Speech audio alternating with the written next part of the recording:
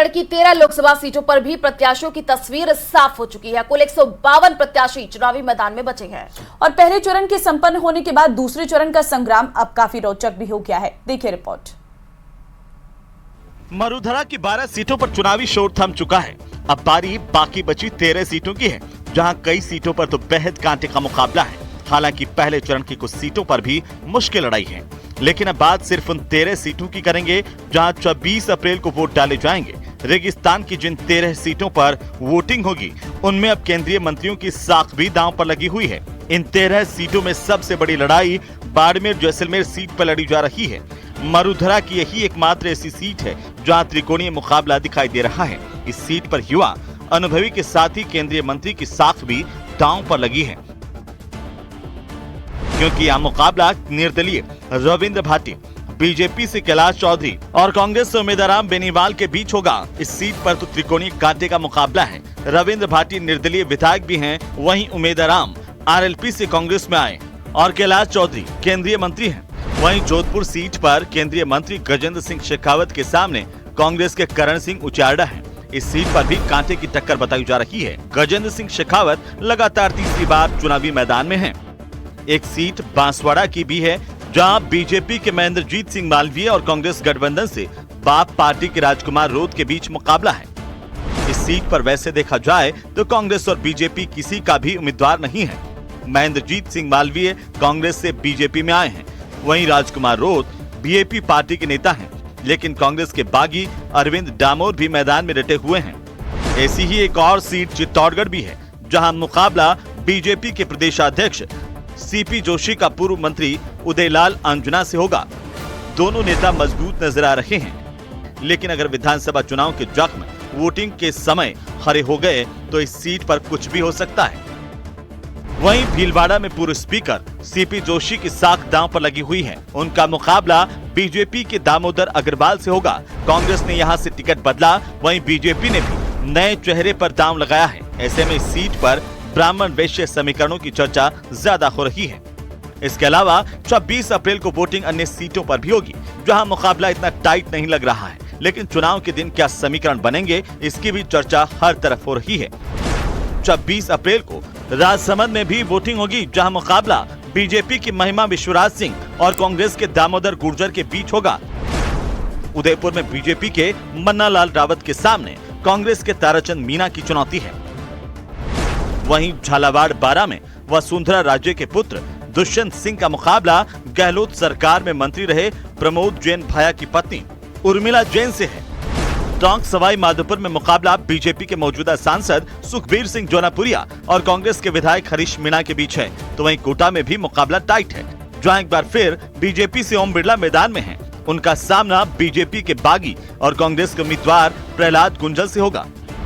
अजमेर में धर्म बड़ा मुद्दा हो सकता है। यहाँ बीजेपी के मौजूदा सांसद भागीरथ चौधरी और कांग्रेस के रामचंद्र चौधरी के बीच सीधी लड़ाई है।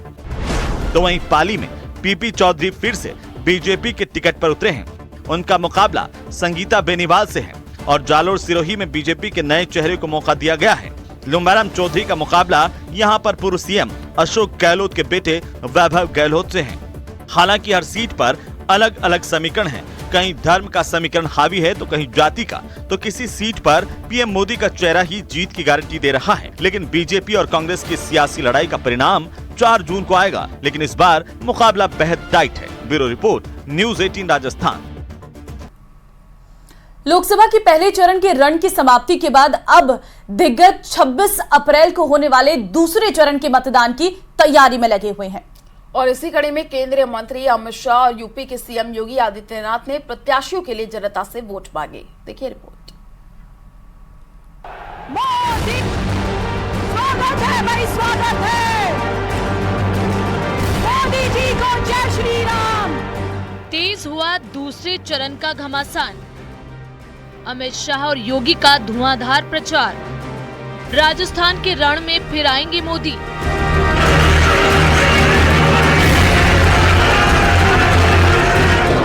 ये तैयारी जीत की है, जाहिर है प्रचार भी धुआंधार होगा। दूसरे चरण का रण शुरू हो गया है, जिसके लिए बीजेपी ने पूरी जान लगा दी है। बीजेपी के तमाम सीनियर नेता, जिनमें केंद्रीय मंत्री और अलग अलग राज्यों के मुख्यमंत्री हैं, उनके दौरे लगातार हो रहे हैं। इसी कड़ी में गृह मंत्री अमित शाह और उत्तर प्रदेश के मुख्यमंत्री योगी आदित्यनाथ भी राजस्थान के रण में प्रचार के लिए उतरे और इनके बाद रविवार को एक बार फिर प्रधानमंत्री नरेंद्र मोदी उम्मीदवारों के समर्थन में जनसभा करेंगे। प्रधानमंत्री नरेंद्र मोदी जालौर, सिरोही और बांसवाड़ा डूंगरपुर की 2 अलग-अलग लोकसभा सीट पर जनसभा करेंगे। जालौर सिरोही में जहां वो भाजपा प्रत्याशी लुम्बाराम चौधरी के समर्थन में विजय संकल्प सभा करेंगे, वहीं बांसवाड़ा डूंगरपुर की सभा में प्रत्याशी महेंद्रजीत सिंह मालवीय के लिए वोट की अपील करते नजर आएंगे। गौरतलब है कि जालोर लोकसभा सीट प्रदेश की हॉट सीटों में से एक है।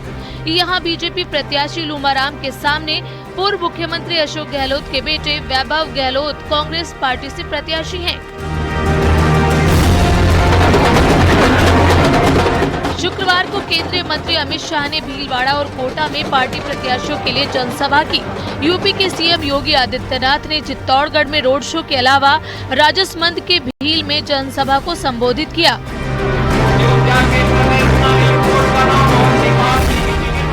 और शाम को जोधपुर में पार्टी प्रत्याशी गजेंद्र सिंह शेखावत के समर्थन में रोड शो किया। सुरक्षा के साथ खिलवाड़ करने वाली पार्टी है, आपकी आस्था के साथ खिलवाड़ करने वाली पार्टी है। और कांग्रेस को आज आपने भारत में देख रहे होंगे, आज तो कहीं थोड़ा सा जोर से पटाखा फटता है तो पाकिस्तान सफाई देता कि मेरा हाथ नहीं है। और भाइयों, कांग्रेस के समय में आतंकवादियों को बिरयानी खिलाई जाती थी। केंद्रीय मंत्री और दूसरे राज्यों के मुख्यमंत्री के अलावा सीएम भजनलाल भी प्रचार को रफ्तार दे रहे हैं। उदयपुर के झाडोल में सीएम भजनलाल शर्मा ने जनसभा की और विरोधियों पर हमला बोला। जाहिर है आने वाले दिनों में हमलों का सिलसिला और तेज होगा, क्योंकि 26 अप्रैल को राजस्थान के रण का फाइनल फेज होगा। Bureau report, news 18 Rajasthan.